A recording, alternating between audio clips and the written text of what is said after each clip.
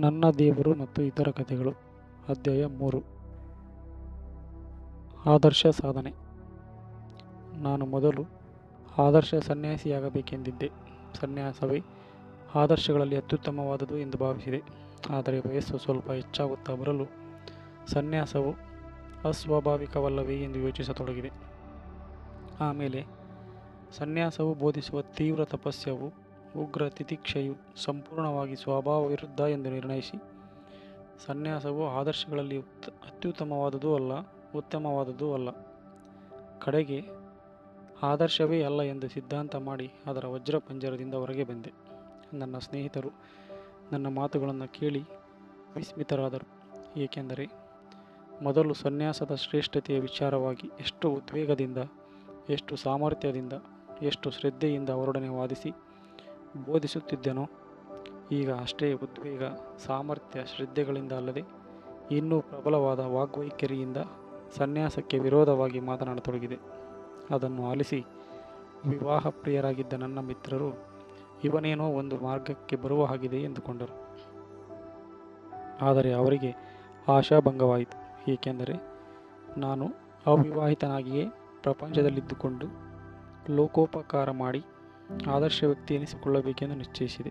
ಸಮಯ ಸಿಕ್ಕಿದಾಗಲೆಲ್ಲ ಲೋಕೋಪಕಾರಕ್ಕೂ ವಿವಾಹಕ್ಕೂ ಪರಸ್ಪರ ವಿರೋಧವಿರುವುದೆಂದು ನನ್ನ ಗೆಳೆಯರೊಡನೆ ಪ್ರಚಂಡ ವಾದ ಹೂಡಿದೆ. ಪತ್ನಿ ಪುತ್ರರೇ ಮೊದಲಾದ ಸಂಸಾರ ಬಂಧನಗಳಿದ್ದರೆ ನಿಸ್ವಾರ್ಥತೆಯಿಂದಲೂ ಅನ್ಯ ಮನಸ್ಸಿನಿಂದಲೂ ಲೋಕ ಸಂಗ್ರಹ ಕಾರ್ಯ ಮಾಡಲು ಅಸಾಧ್ಯ ಎಂದು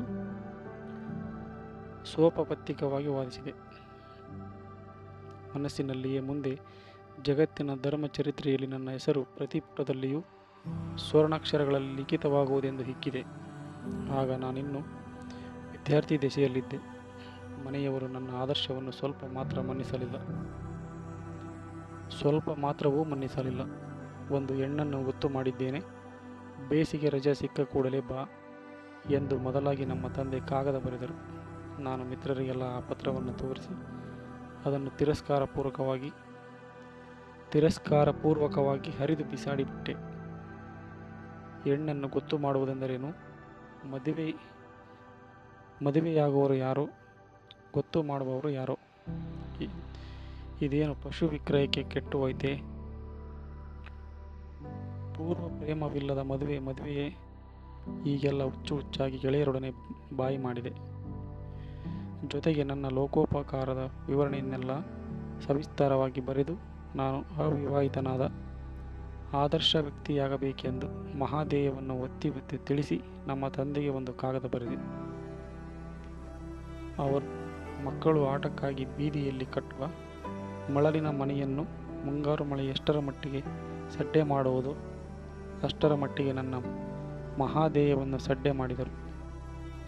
ಸಡ್ಡೆ ಮಾಡಿ ನನಗೆ ಮತ್ತೊಂದು ಕಾಗದ ಬರೆದರು. ಅದರಲ್ಲಿ ನನ್ನ ಅಭಿಮಾನ ಭಂಗಕಾರಿಯಾದ ಒಂದು ವಿಷಯವಿದೆ. ನಾನು ಅವರು ಹೇಳಿದಂತೆ ಕೇಳದಿದ್ದರೆ ತಿಂಗಳ ಹಣವನ್ನೇ ಕಳಿಸುವುದಿಲ್ಲ ಎಂದು ಬರೆದಿದ್ದರು. ನಾನು ಪ್ರಲಯಕ್ಷುದ್ರನಾದೆ. ನಿಮ್ಮ ಹಣವಿಲ್ಲದಿದ್ದರೆ ಅಷ್ಟೇ ಹೋಯಿತು. ನನಗೆ ತಿಂಗಳಿಗೆ ಸಾವಿರಾರು ರೂಪಾಯಿ ಸಂಪಾದನೆ ಮಾಡುವ ಶಕ್ತಿ ಇದೆ. ಇಂಗ್ಲೆಂಡಿಗೆ ಹೋಗುತ್ತೇನೆ, ಫ್ರಾನ್ಸಿಗೆ ಹೋಗುತ್ತೇನೆ, ಅಮೇರಿಕಕ್ಕೆ ಹೋಗುತ್ತೇನೆ. ಅಲ್ಲಿ ನನ್ನ ಉಪನ್ಯಾಸಗಳಿಂದಲೇ ಬೇಕಾದಷ್ಟು ಸಂಪಾದನೆ ಮಾಡಿ ದೇಶಕ್ಕೆ ಕೀರ್ತಿ ತರುತ್ತೇನೆ ಎಂದು ಮೊದಲಾಗಿ ಕಾಗದ ಬರೆದೆ. ನನ್ನ ಪತ್ರಕ್ಕೆ ಪ್ರತ್ಯುತ್ತರವಾಗಿ ಅವರು, ನಿನ್ನ ಹುಡುಗಾಟ ಸಾಕು, ಹೈಲು ಮಾಡಬೇಡ ಎಂದು ಬರೆದು ದುಡ್ಡು ಕಳಿಸಿದರು. ನನಗೆ ಮತ್ತೂ ಅವಮಾನವಾದಂತಾಗಿ ಮನಿ ಆರ್ಡರ್ ತೆಗೆದುಕೊಂಡು ಸುಮ್ಮನಾದೆ. ಆಗ ನಾನು ಓದುತ್ತಿದ್ದುದು 5ನೇ ಫಾರಂನಲ್ಲಿ. ಬೇಸಿಗೆಯಲ್ಲಿ ಊರಿಗೆ ಹೋದೆ. ನಮ್ಮ ತಂದೆ ವಿವಾಹದ ಮಾತನ್ನೆತ್ತಿದರು. ನಾನು ವಿವಾಹವಾಗುವುದೇ ಇಲ್ಲ ಎಂದು ಪ್ರತಿಭಟಿಸಿದೆ. ನಮ್ಮ ತಾಯಿ ಬಹಳ ಅಂಗಲಾಚಿ ಬೇಡಿಕೊಂಡರು. ಅಪ್ಪ, ನನಗೆ ವಯಸ್ಸಾಯಿತು, ನಾನಿನ್ನು ಮನೆಗೆಲಸವನ್ನೆಲ್ಲ ನೋಡಿಕೊಳ್ಳಲಾರೆ ಎಂದರು. ನಾನು ಮನೆಗೆಲಸಕ್ಕೆ ಸೊಸೆಯೇ ಆಗಬೇಕೇನು? ಕೂಲಿ ಕೊಟ್ಟರೆ ಯಾರು ಬೇಕಾದರೂ ನೋಡುತ್ತಾರೆ ಎಂದು ನನ್ನ ಮಹಾಧೇಯದ ವಿಚಾರವಾಗಿ ನನಗೆ ತಿಳಿದ ದೊಡ್ಡ ದೊಡ್ಡ ಪದಗಳನ್ನೇ ಆದಷ್ಟು ಮಟ್ಟಿಗೆ ಆಯ್ದು ಉಪಯೋಗಿಸಿ ಉಪನ್ಯಾಸ ಮಾಡಿದೆ. ನಮ್ಮ ತಾಯಿ ನನ್ನ ವಾಗ್ಜರಿಯನ್ನು ನೋಡಿ ನಾನೆಳಿಸಿದಂತೆ ವಿಸ್ಮಯ ಪಡುವುದಕ್ಕೆ ಬದಲಾಗಿ ವಿಷಾದಗೊಂಡು ಸುಮ್ಮನಾದರು. ನಮ್ಮ ತಂದೆ ನನ್ನೊಡನೆ ವಾದಿಸಲೇ ಇಲ್ಲ. ಸುಮ್ಮನಿದ್ದು ಒಂದು ದಿನ ನನ್ನನ್ನು ನಮ್ಮ ಮಾವನ ಮನೆಗೆ ಕರೆದುಕೊಂಡು ಹೋದರು. ಅಲ್ಲಿ ರೋಹಿಣಿಯನ್ನು ಕಂಡೆ. ನನ್ನ 100 ಕೋಟಿ ವಾದಗಳಿಗೆ ಮನ್ಮಥನೊಡ್ಡಿದ ಮೌನವು, ಕೋಮಲವೂ ಸುಂದರವೂ ಸುಮನೋಹರವೂ ಆದ ಏಕಮಾತ್ರ ಪ್ರತಿವಾದದಂತೆ ಇದ್ದಳವಳು. ಅವಳನ್ನು ನೋಡಿದಂದು ಆಜೀವ ಬ್ರಹ್ಮಚಾರ್ಯವು ಪ್ರಕೃತಿಗೆ ಸಮ್ಮತವಲ್ಲ ಎಂಬ ಭಾವ ಮೆಲ್ಲಗೆ ಮನದಲ್ಲಿ ವರ್ಷಾಗಮನದ ಪ್ರಥಮ ಸಂಧ್ಯಾಗಗನದಲ್ಲಿ ಆವಿರ್ಭವಿಸುವ ಇಂದ್ರಧನುಸ್ಸಿನಂತೆ ಮೂಡಿತು. ಹಾಗೆಯೇ ಸಂಪೂರ್ಣ ಬ್ರಹ್ಮಚಾರ್ಯವು ಅಸ್ವಾಭಾವಿಕವೆಂದು ನಿರ್ಧರಿಸಿದೆ. ಪದ್ಮಪತ್ರವು ಜಲದಲ್ಲಿರುವಂತೆ ಸಂಸಾರದಲ್ಲಿ ನಿರ್ಲಿಪ್ತನಾಗಿದ್ದುಕೊಂಡು ಲೋಕೋಪಕಾರ ಮಾಡಿ ಆಧುನಿಕ ಜನಕ ಮಹರ್ಷಿ ಎಂಬ ಕೀರ್ತಿಗೆ ಭಾಜನನಾಗುವನೆಂದು ತಿಳಿದೆ. ನಾನು ರೋಹಿಣಿಯನ್ನು ಮದುವೆಯಾದಂದು ಜೋಯಿಸರು ನನಗಿಟ್ಟ ಹೆಸರು ಸಾರ್ಥಕವಾಯಿತು ಎಂದುಕೊಂಡೆ. ಚಂದ್ರ ರೋಹಿಣಿಯರಂತೆ ಆದರ್ಶ ಪತಿಪತ್ನಿಯರಾಗಿ ಅನಂತ ಕಾಲವೂ ಅನವರತ ಅಖಂಡ ಪ್ರೇಮೈಕ್ಯರಾಗಿರುತ್ತೇವೆ ಎಂದು ಧರ್ಮ ಶಪಥ ಮಾಡಿದೆ.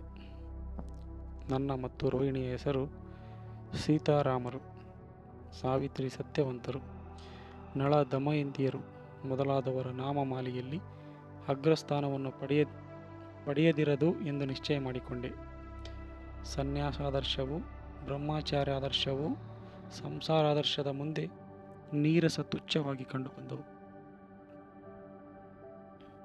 ನಮ್ಮೂರಿನಿಂದ ಬೆಂಗಳೂರಿಗೆ ಹೊರಟು ಬಂದೆ. ನನ್ನ ಮಿತ್ರರು ನನ್ನನ್ನು ಅಭಿನಂದಿಸಿದರು, ಶ್ಲಾಘಿಸಿದರು. ನಿನಗೆ ಸುಬುದ್ಧಿ ಬಂತು ಎಂದರು. ನಾನು ಅವರೊಡನೆ ಈಶ್ವರನೇ ಸಂಸಾರವನ್ನು ಕಟ್ಟಿಕೊಂಡಿರುವಾಗ ಮಾನವನು ಅದನ್ನು ಹಳಿದರೆ ಮಹಾಪಾಪವೆಂದು, ಸ್ತ್ರೀಯು ಪುರುಷನಿಗೆ ಶಕ್ತಿರೂಪಿಣಿ ಎಂದು, ಆದ್ದರಿಂದಲೇ ಬ್ರಹ್ಮ ವಿಷ್ಣು ಮಹೇಶ್ವರರಿಗೆ ಸರಸ್ವತಿ ಲಕ್ಷ್ಮೀ ಪಾರ್ವತಿಯರು ಇರುವರೆಂದು, ಮನುಷ್ಯನು ಸಂಸಾರಿಯಾದರೆ ತಾವರೆಯಲೇ ನೀರಿನಲ್ಲಿರುವಂತೆ ಇರಬೇಕೆಂದು, ಕರ್ಮತ್ಯಾಗವು ಯಾವನಿಂದಲೂ ಅಸಾಧ್ಯವೆಂದು, ಸಂಪೂರ್ಣ ಕಾಮಜಯವು ಮಿಥ್ಯೆಯೆಂದು, ಸನ್ಯಾಸಿ ಬ್ರಹ್ಮಚಾರಿಗಳೆಲ್ಲ ಶುದ್ಧ ಕಪಟಿಗಳೆಂದು, ಅಸ್ವಾಭಾವಿಕ ಜೀವಿಗಳೆಂದು ವಿಧ ವಿಧವಾಗಿ ಭಾಷಣ ಮಾಡಿ ನನ್ನ ಆದರ್ಶ ಸ್ಥಾನವನ್ನು ಕಾಪಾಡಿಕೊಂಡೆ.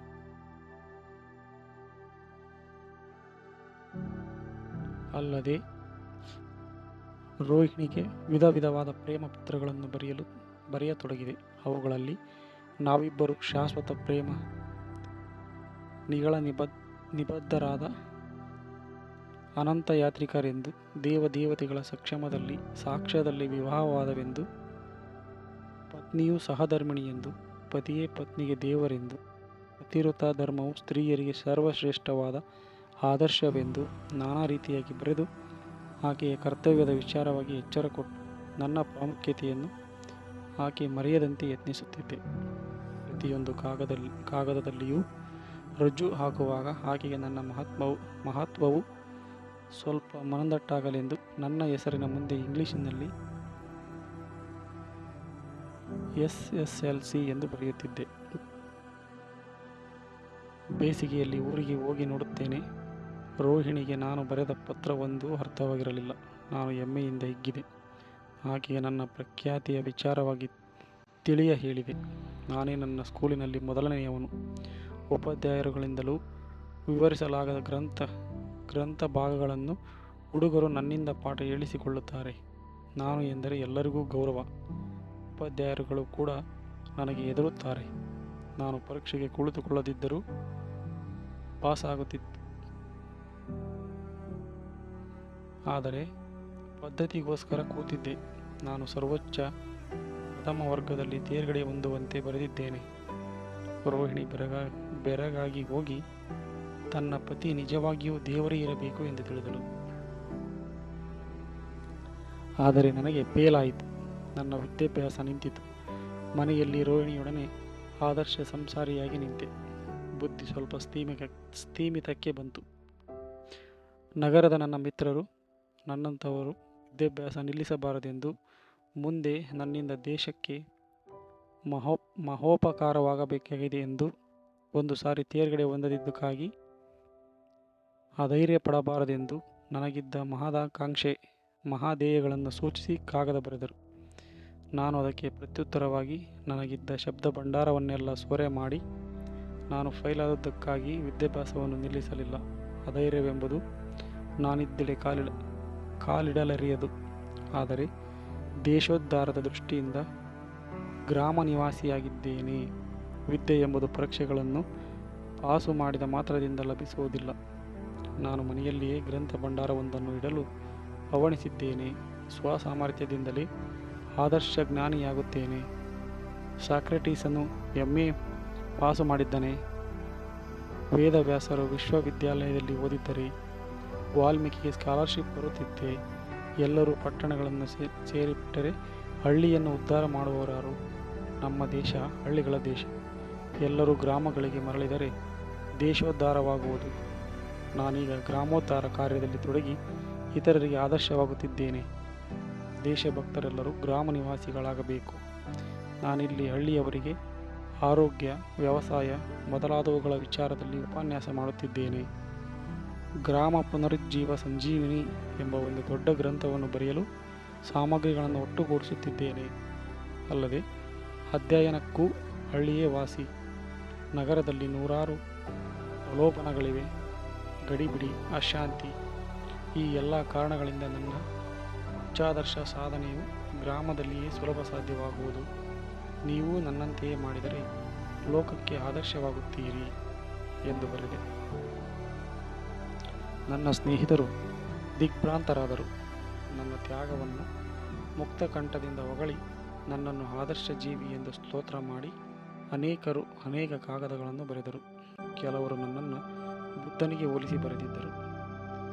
ನಾನು ಪ್ರತಿಭಟಿಸಿ ಕಾಗದ ಬರೆದೆ. ಬುದ್ಧನು ಪ್ರಪಂಚದ ರಣರಂಗದಲ್ಲಿ ನುಗ್ಗಿ ಸೋತು ಓಡಿ ಹೋಗಿ ಸನ್ಯಾಸಿಯಾದುದರಿಂದ ಆತನು ಆದರ್ಶ ಪುರುಷನಲ್ಲ ಎಂದು. ಈ ಹೊಗಳಿಕೆಗಳ ನಡುವೆ ಒಬ್ಬನು ಮಾತ್ರ ಇದೆಲ್ಲ ಬರಿಯ ಬೂಟಾಟಿಕೆ ಎಂದು ಬರೆದಿದ್ದ. ನನ್ನ ಮೇಲಿನ ಹೊಟ್ಟೆ ಕಿಚ್ಚಿನಿಂದಲೇ ಬರೆದಿರಬೇಕೆಂದು ಆ ಕಾಗದವನ್ನು ಮಾತ್ರ ರೋಹಿಣಿಗೆ ಓದದೆ ಹರಿದು ಹಾಕಿದೆ. ಮದುವೆಯಾದ ನನ್ನ ಮುದ್ದು ರೋಹಿಣಿ ಒಂದು ಗಂಡು ಮಗುವನ್ನು ಎತ್ತು ಅಸ್ವಸ್ಥಳಾದಳು. ಕೆಲವು ದಿನಗಳಲ್ಲಿ ರೋಗವು ಭೀಷಣವಾಯಿತು. ಎಷ್ಟೆಷ್ಟು ಪ್ರಯತ್ನಪಟ್ಟರೂ ಪ್ರಯೋಜನವಾಗಲಿಲ್ಲ. ರೋಗ ವಿಷಮಾವಸ್ಥೆಗೆ ತಿರುಗಿತು. ನನ್ನ ಸುವರ್ಣ ಸ್ವಪ್ನ ಮುದ್ರಿತವಾದ ಸ್ವರ್ಗವು ಸಿಡಿದೊಡೆಯುವ ಕಾಲ ಬಂದಿತು. ನನ್ನ ಜೀವನ ಜ್ಯೋತಿ ಆಸನ್ನ ನಿರ್ವಾಣವಾಯಿತು. ನನ್ನಲ್ಲಿದ್ದ ಲಘು ಪ್ರಕೃತಿ ಇದ್ದಕ್ಕಿದ್ದಂತೆ ಮಾಯವಾಗಿ ಹೋಯಿತು. ರೋಹಿಣಿಯ ಬಳಿ ಹಗಲು ಇರಲು ಕುಳಿತು ಭಗವಂತನನ್ನು ಬೇಡಿದೆ. ನಾನು ಹಿಂದೆ ಮತ್ತಾವ ಕಾರ್ಯವನ್ನು ಅಷ್ಟು ಮನಪೂರ್ವಕವಾಗಿ ಮಾಡಿರಲಿಲ್ಲ. ಹೇ ಜಗದೀಶ್ವರ, ನನ್ನಲ್ಲಿರುವ ಕುಂದು ಕೊರತೆಗಳೇನಿದ್ದರೂ ಕ್ಷಮಿಸು. ನನ್ನ ರೋಹಿಣಿಯನ್ನು ಉಳಿಸಿಕೊಡು. ಉಳಿದ ನನ್ನ ನಡತೆಗಳೆಲ್ಲವೂ ಕಪಟ ನಟನೆಯಾಗಿದ್ದಿರಬಹುದು. ಆದರೆ ನನ್ನ ರೋಹಿಣಿಯ ಮೇಲೆ ನನಗಿರುವ ಪ್ರೇಮವು ಅಕುಟಿಲವಾದುದೆಂದು ನಿನ್ನ ಮೇಲೆ ಆಣೆಯಿಟ್ಟು ಹೇಳಬಲ್ಲೆ. ನಾನು ಪಾಪಿ, ಮಹಾಪರಾಧಿ. ಆದರೆ ನೀನು ಪತಿತ ಪಾವನ, ಕರುಣಾಸಾಗರ. ದುರ್ದಮ್ಯವಾದ ನಿನ್ನ ಭಯಂಕರ ಶಕ್ತಿ ಚಕ್ರವು ನನ್ನಂತಹ ಕ್ರಿಮಿಯ ಮೇಲೆ ಹಾದು ಹೋಗದಿರಲಿ. ನಿನಗೆ ಅನಂತ ಅನಂತ ವಂದನೆಗಳು, ಸಹಸ್ರ ಸಹಸ್ರ ನಮಸ್ಕಾರಗಳು. ಆದರೆ ವಿಧಿ ನಿಷ್ಕರುಣ ಕ್ರೌರ್ಯದಿಂದ ನನ್ನ ಪ್ರಾರ್ಥನೆಯನ್ನು ನನ್ನ ಮುಖಕ್ಕೆ ಎಸೆದು ತನ್ನ ಕಾರ್ಯವನ್ನು ಮಾಡಿಯೇ ಮಾಡಿತು. ನನ್ನ ರೋಹಿಣಿ ಮೃತ್ಯುಲೋಕದ ಅನಂತ ಘನಾಂಧಕಾರದಲ್ಲಿ ವಿಲೀನವಾಗಿ ಕಣ್ಮರೆಯಾಗಿ ಹೋದಳು. ನಾನು ಜೀವನದ ಕಗ್ಗತ್ತಲೆಯಲ್ಲಿ ಬಟ್ಟೆಗೆಟ್ಟೆ. ರೋಹಿಣಿಯ ಮರಣವು ನನ್ನನ್ನು ಹಣ್ಣು ಮಾಡಿತು. ನನ್ನಲ್ಲಿ ಮೊದಲಿದ್ದ ಗರ್ವವು ಮಾಯವಾಯಿತು. ಅತಿ ದೀನನಾದೆ. ನನ್ನ ಸ್ವಭಾವವು ಸ್ವಲ್ಪ ಗಂಭೀರವಾಯಿತು.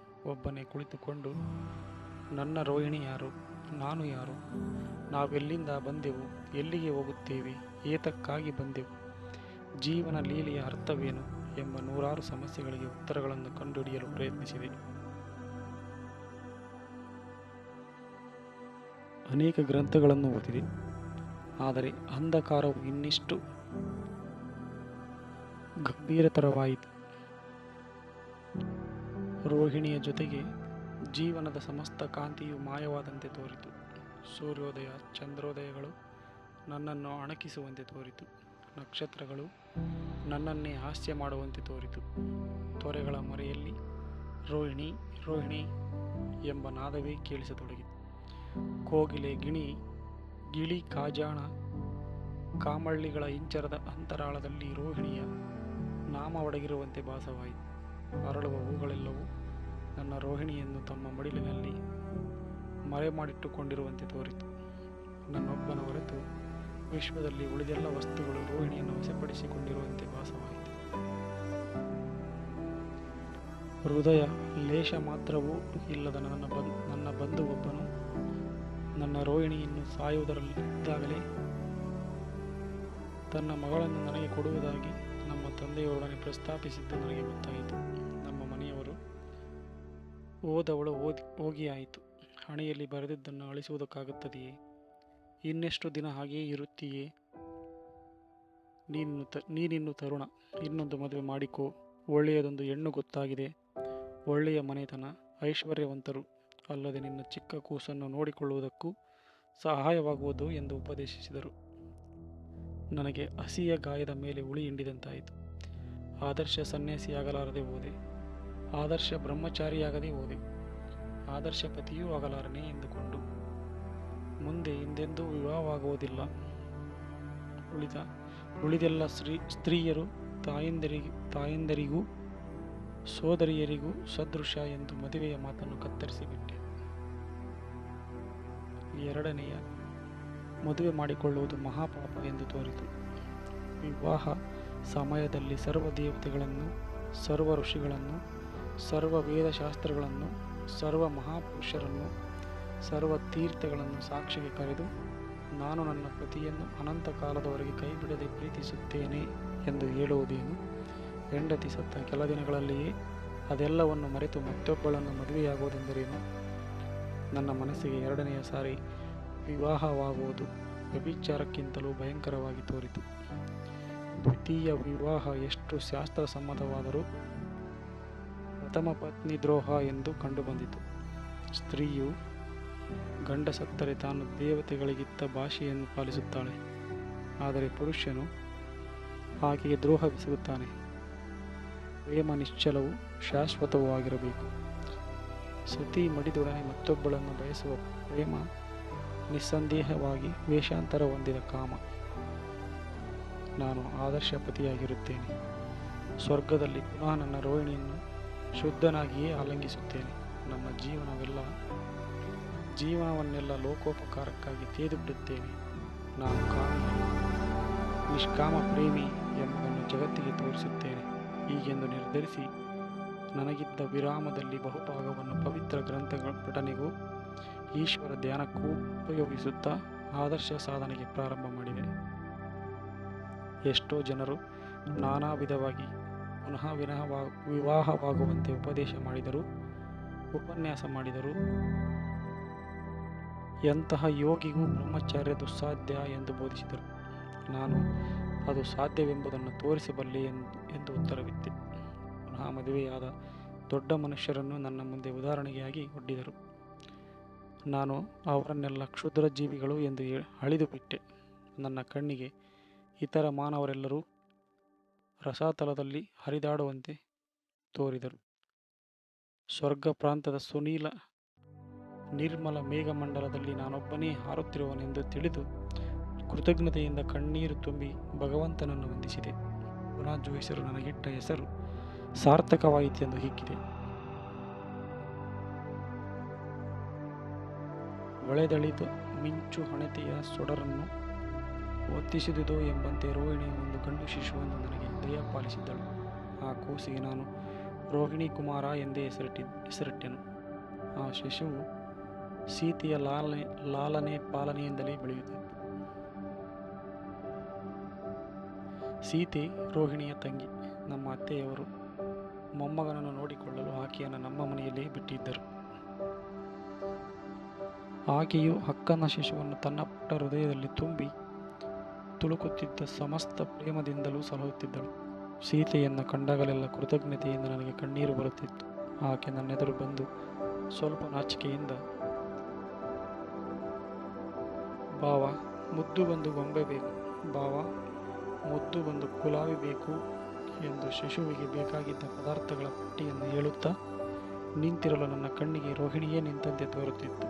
ಸೀತೆಗೂ ರೋಹಿಣಿಗೂ ಅಷ್ಟೊಂದು ರೂಪಾಸದೃಶ್ಯವಿತ್ತು.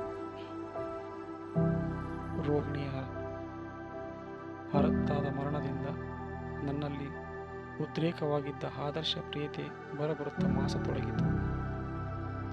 ದಿನ ಕಳೆದ ಹಾಗೆಲ್ಲ ಸೀತೆ ಮೆಲ್ಲಗೆ ರೋಹಿಣಿಯಾಗುತ್ತಿದ್ದಳು. ಆಕೆಯನ್ನು ಕಂಡಾಗ ನನ್ನ ಹೃದಯ ತಲ್ಲಣಿಸಿದರೆ ಅದು ಕೃತಜ್ಞತೆಯಿಂದ ಹಾಗಾಗುವುದೆಂದು ತಿಳಿಯುತ್ತಿದ್ದೆ.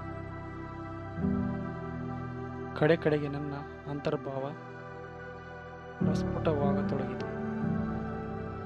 ನನ್ನಲ್ಲಿ ಹೋರಾಟ ಪ್ರಾರಂಭವಾಯಿತು. ಪರಲೋಕ ಇರುವುದೋ ಇಲ್ಲವೋ ಯಾರಿಗೆ ಗೊತ್ತು? ಸತ್ತ ಮೇಲೆ ಆತ್ಮ ಶೂನ್ಯವಾಗಬಾರದೇಕೆ? ಹಾಗಾದರೆ ನನ್ನ ಕಠಿಣ ವೃತ ನಿಷ್ಪ್ರಯೋಜನವಲ್ಲವೇ?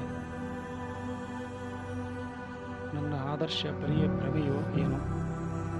ಇದೇ ಉಚ್ಚಾದರ್ಶವಾದ ಪಕ್ಷದಲ್ಲಿ ಲೋಕದಲ್ಲಿ ಕೋಟ್ಯಾನುಕೋಟಿ ಜನಗಳು ಬೇರೆಯ ಮಾರ್ಗದಲ್ಲೇಕೆ ಹೋಗುವರು?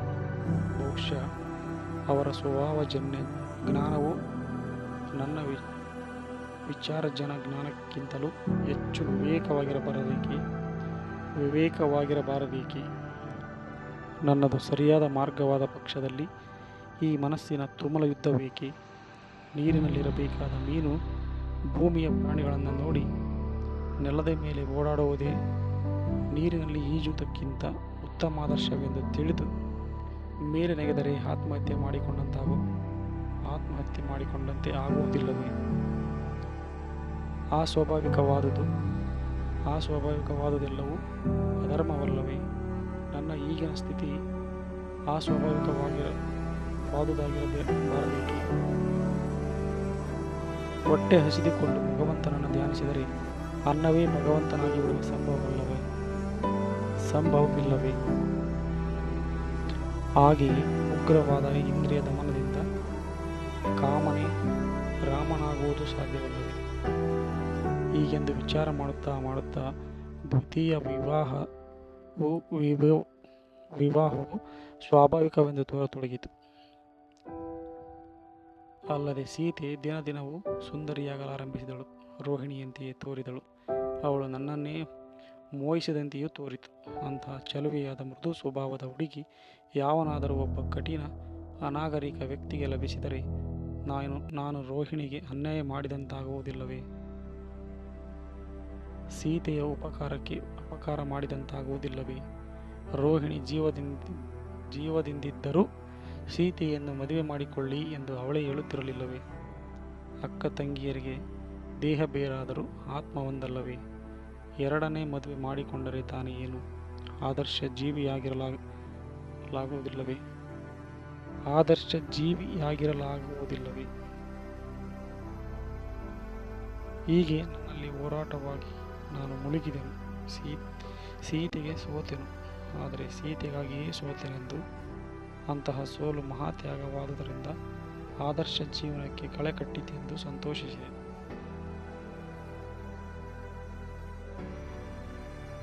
ನಮ್ಮ ಸಣ್ಣ ಹಳ್ಳಿ ಮಹಾವಾದ್ಯಘೋಷದಿಂದ ಅನುರಣಿತವಾಯಿತು.